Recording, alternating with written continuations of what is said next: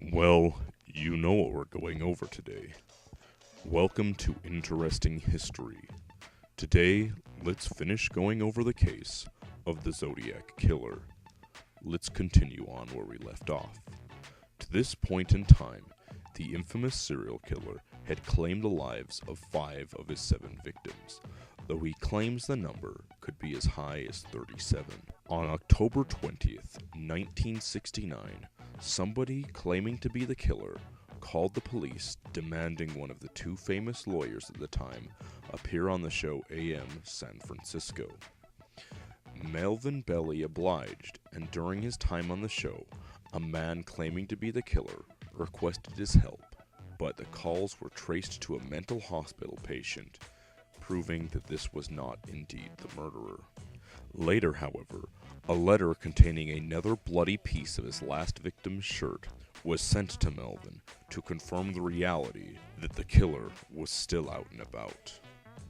On November 8th and 9th, 2 more letters were sent out from the Zodiac, one containing a more complicated 340-character cipher that even to this day nobody has accurately translated, and the other contained a diagram of a fertilizer bomb with grim threats of continuing his killing spree.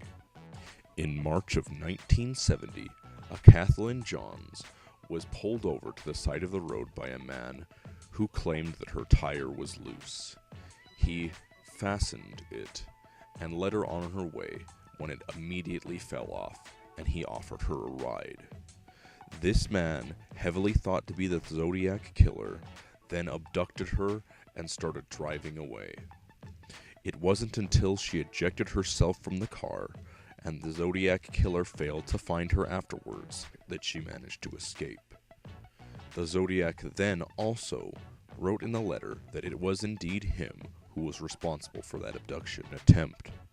A few more letters were sent to the police and news outlets, with allusions written that the killer was still positively responsible for all the murders that have happened, and some sporadic ones for years earlier.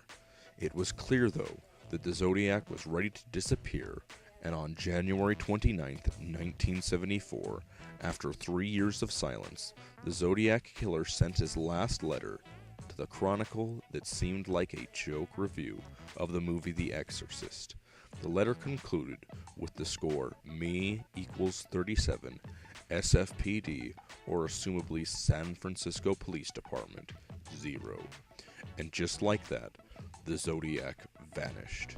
The Zodiac Killer has never been identified, and more than 40 years later, we still seek justice for the crimes that he committed, and only time will tell if the Zodiac Killer will ever see trial.